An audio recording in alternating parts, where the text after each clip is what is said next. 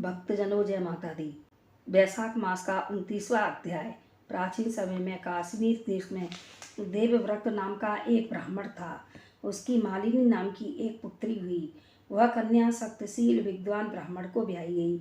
वह उसके साथ विवाह करके अपने साथ यवन देश में ले गया। वह मालिनी अत्यंत दुष्टा थी। वह रूप यौवन वाली, कभी भी अपने पति की प्रिय नहीं थी। वह निष्ठुर, सदैव अपने पति से द्वेष रखती थी। अपने पति को वश में रखने के लिए उसने दूसरी स्त्रियों से वशीकरण मंत्र पूछा, जिनके पतियों ने उनको त्याग दिया था। उन्होंने कहा, हमने तो अपने पति को वशीकरण औषधि से वश में कर लिया है, तू भी योगिनी के पास जा। वह तुमको दिव्य वशीकरण औषधि देगी, जिससे हमको विश्वास है तेरा पति अवश्य तेरे वश में हो जाएगा। उनके कथानुसार वह योगिनी के मंदिर में गई, जहाँ पर कुटी में 100 स्तंभ बने हुए थे। इस प्रकार उस मालिनी ने वहाँ पहुँच मन को क्षोभ कराने वाले मंत्रों के लिए प्रार्थना की। फिर उसने ही जड़ी हुई स्वर्ण की अंगूठी उस योगिनी को भेंट की। योगिनी पति के अपमान से दुखित हृदय जानकर कहने लगी कि यह रक्षा चूर्ण तुमको देती हूँ। यह संपूर्ण प्राणियों को वश में करने वाला है। यह चूर्ण अपने पति को देकर उसकी ग्रीवा की रक्षा करना। तेरा पति तेरे वश में हो जाएगा। तेरे बुरे चरित्रों को देखकर भी तुझको कुछ नहीं कहेगा। वह उस चूर्ण को लेकर घर आई और संध्या समय दूध में मिलाकर अपने पति को पिला दिया। उस चूर्ण को पीने से उसको क्षय रोग हो गया और वह दिनों दिन क्षयी होकर चला गया तथा उसके गुह्य स्थान में घाव होकर कीड़े पड़ गई। जब उसके पति की ऐसी दशा हो गई तो वह इच्छा पूर्वक विचरने लगी। तब उसका पति पीड़ा के मारे त्राही त्राही पुकारने लगा और कहने लगा कि मैं तेरी शरण में हूँ, तू मेरी रक्षा कर। मैं कभी पर स्त्री की इच्छा नहीं करता, तेरा दास हूँ, तू मेरी रक्षा कर। अपने पति की ऐसी दशा देखकर वह बहुत घबराई और सोचने लगी कि यदि यह मर गया तो मैं सब श्रृंगारों से विहीन हो जाऊंगी। ऐसा सोचकर वह फिर योगिनी के पास गई और उससे सब वृत्तांत कहा। तब उसने पहली औषधि का दाह शांत करने के लिए दूसरी औषधि दी और पान करते ही उसका पति स्वस्थ हो गया। तब से उसका पति घर में ही रहता और उसके वशीभूत हो गया। घर के काम के बहाने और कई व्यभिचारी तथा कामी उसके घर आते रहते, परंतु उसको अपनी स्त्री के आगे कुछ भी कहने की शक्ति नहीं थी। इसी पाप के कारण उसके शरीर में कीड़े पड़ गए और उस मालिनी के कान, आँख और जिह्वा में छेद हो गई। उसके स्तन कट गए, उंगलियां गलने लगीं, पैरों से लूली हो गई और ऐसे कष्ट होकर वह कुछ दिनों पश्चात दुखी होकर मर गई। 15,000 वर्ष की ताम्र भांड नामक नरक में दग्ध होती रही। फिर 100 जन्मों तक कुत्ते की योनि में पड़ती रही। देवयोग से जब कर्म फल पूरा हो गया तो वैशाख मास में संक्रांति में शुक्ल पक्ष की द्वादशी के दिन पद्मबद्ध का पुत्र नदी में स्नान कर पवित्र हो गीले वस्त्रों से घर आया। वहां पर तुलसी वृक्ष के पास उसने पैर धोए।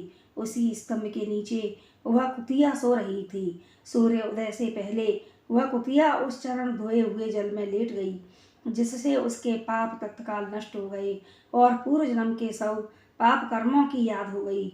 अपने पिछले जन्मों के पाप कर्मों को याद कर व्याकुल होकर त्राही त्राही पुकारने लगी और भय से व्याकुल हो अपने पूर्व कर्मों का वर्णन कर उस मुनि से कहने लगी कि हे मुनि, वैशाख शुक्ल पक्ष में पुण्यों के बढ़ाने वाले द्वादशी के दिन स्नान दान आदि जो कुछ सुकृत आपने किया है वह मुझे दे दो।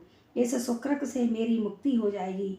इस तिथि को आपने जो महापुण्य किया है वह मुझको देकर उद्धार करो।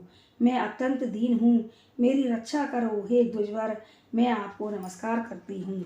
ऐसा वचन सुनकर वह मुनि पुत्र कुतिया से बोले कि अपने किए हुए अच्छे और बुरे कर्मों का फल मनुष्य सुख और दुख के रूप में अवश्य भोगता है।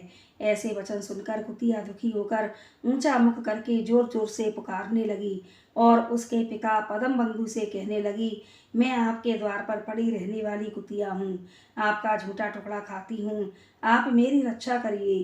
क्योंकि महात्मा गृहस्थियों को जो उनके द्वार पर उनकी शरण में पड़े रहते हैं उनका उद्धार करना परम कर्तव्य है। अतः आप मुझ मूर्खा का उद्धार करो। ऐसे कुतिया के वचन सुनकर पद्म बंधु घर के बाहर आया और पूछने लगा कि क्या बात है। तब उसके पुत्र ने सब कथा वर्णन की।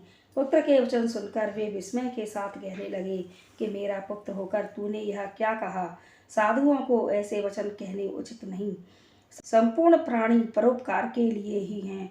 अपनी आत्मा को सुख देने वाले पापी होते हैं। चंद्रमा, सूर्य, पवन, पृथ्वी, अग्नि, जल, चंदन, वृक्ष और महात्मा सभी परोपकार में लगे रहते हैं।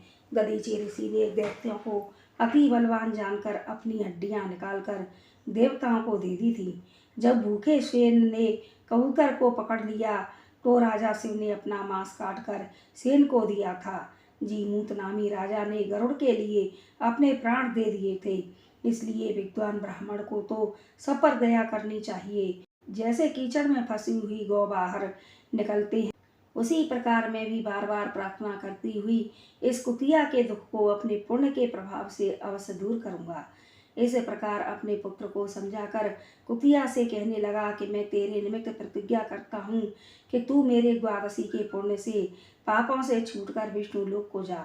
श्रुति देव जी कहते हैं कि राजन, वह कुतिया अपने शरीर को त्याग कर दिव्य वस्त्र आभूषण पहन सूर्य के समान तेज वाली तथा सावित्री के समान हो ब्राह्मण से आज्ञा मांग चारों दिशाओं को प्रकाशित करती हुई स्वर्ग में जाकर भोगों को भोगती हुई वैशाख शुक्ल द्वादशी के प्रभाव से उर्वशी नाम की अप्सरा श्रेष्ठ अंगों वाली तथा देवताओं की प्रिय हुई।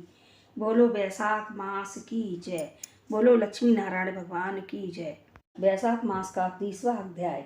श्रुति देव जी कहते हैं कि हे राजन, वैशाख शुक्ला की अंतिम 3 तिथियां त्रयोदशी, चतुर्दशी और पूर्णमासी बहुत ही शुभ फल देने वाली हैं। 3 तिथियां पुष्करणी कहलाती हैं। जो यदि वैशाख मास में महीना भर तक स्नान न कर सके तो इन 3 दिन तक स्नान करने से पूर्ण फल मिल जाता है।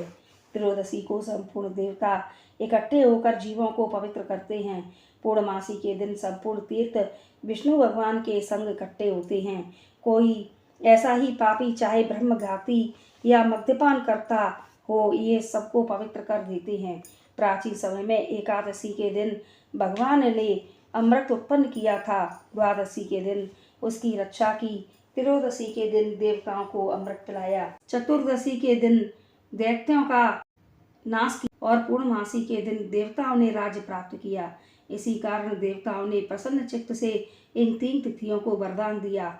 वैशाख मास की यह तीनों तिथियां अति शुभ पुत्र पौत्र देने वाली तथा पाप नाशक करने वाली हैं। जो सारे वैशाख मास में स्नान नहीं कर सका वह इन 3 तिथियों में स्नान करके पूर्ण फल प्राप्त कर सकता है।